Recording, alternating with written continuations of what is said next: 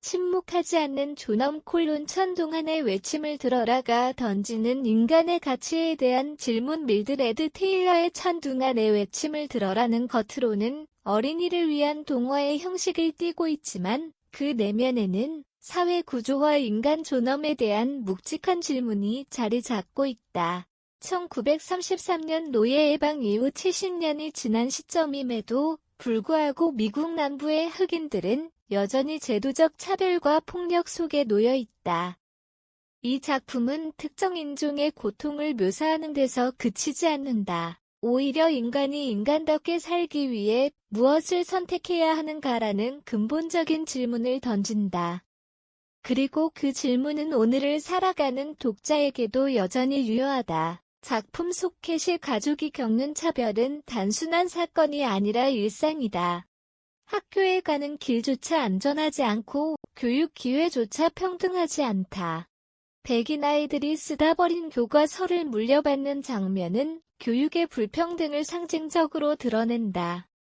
더 나아가 물리적 폭력과 경제적 착취는 조직적으로 이루어진다.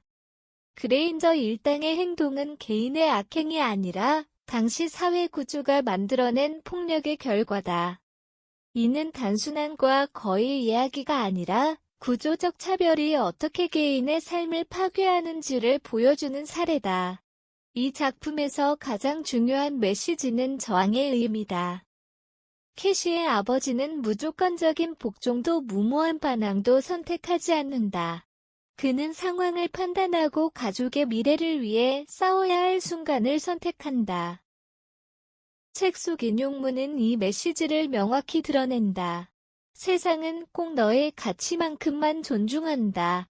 이 문장은 단순한 교훈이 아니라 인간이 자신의 존엄을 지키기 위해 반드시 직면해야 할 현실을 보여준다. 존중은 주어지는 것이 아니라 스스로의 선택과 행동을 통해 얻어내야 하는 것이라는 점을 강조한다.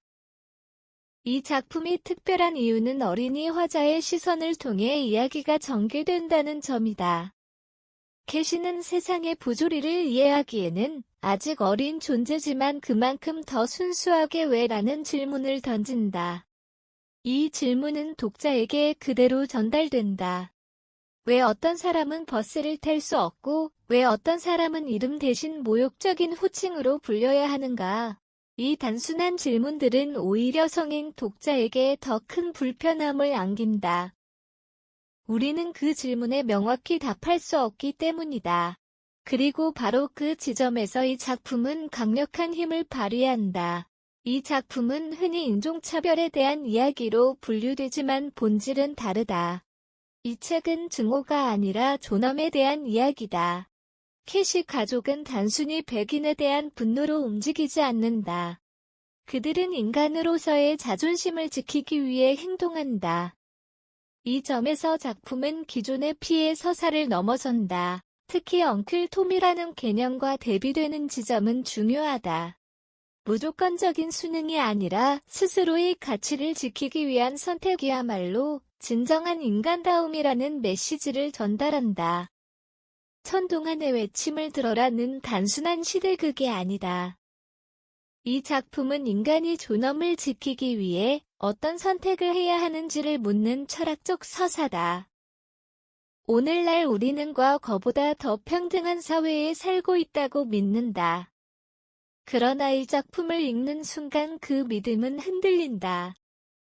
형태만 바뀌었을 뿐 여전히 존재하는 차별과 불평등이 떠오르기 때문이다. 결국 이 책이 던지는 질문은 단 하나다. 당신은 어떤 순간에 침묵하지 않을 것인가? 이 질문에 대한 답을 고민하는 순간 독자는 더 이상 단순한 독자가 아니라 이 이야기의 일부가 된다.